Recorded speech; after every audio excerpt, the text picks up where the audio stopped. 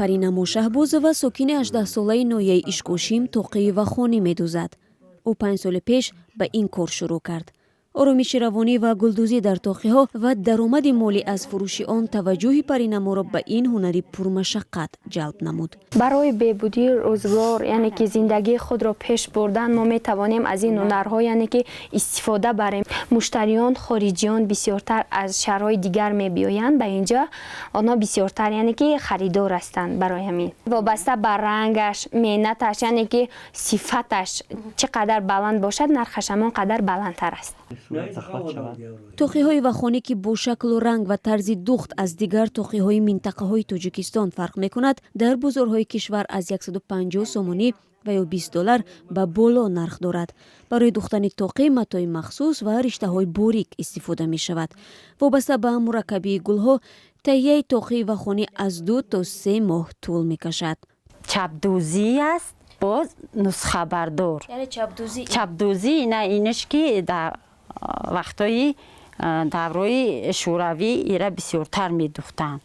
чапдӯзӣ ки аст и гул надорад, ам хел бегуле ки ира духтагиян. не ки озир ки яъне бояд ки табиатро ва ё тасвир кардагиян ё ки гули ҳамун қолина дар назар гирифтагиян ё ки гули ҳамун садбарг ба он маъқул шудааст, гуфтааст ман бояд амира дар тоқинам тасвир кунам. баъд кашидааст аввала вая такоша ҳисоб кардаасту баъд вайро дар як тартиби муайян дар нусха мондаасту мо аз рӯи ҳамун нусха вая бо даматое ки мувофиқ аст духтастем. тоқии вахонӣ аз 2 қисмат иборат аст: раф ва тойсарӣ ки дар алоҳидагӣ духта ва сипас часпонида мешаванд. рангҳое ки дар он истифода мешавад маънӣ ва фалсафаи худро доранд. рангҳои сурхи баланд, гулобӣ, сабз ва зард ки хоси ин тоқиҳост, гармиву рӯйсурхӣ ва табиати ҳамеша баҳорро мефаҳмонад.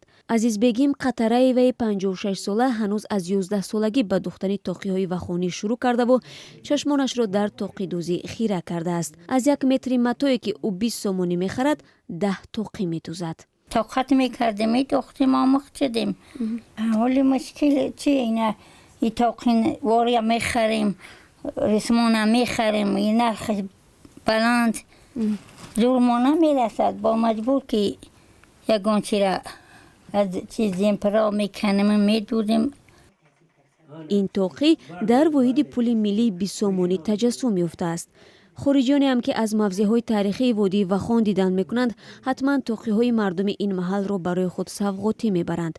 چند سال پیش توقی‌های وخانی را تنها زنهای الوهیده هنرمند که ذهنی تیز داشتند تهیه میکردند. اما سالهای اخیر با توجه به سرخریدار شدن این نوع توقی‌ها جوانان زیاد به آموختن این هنر پرداختند.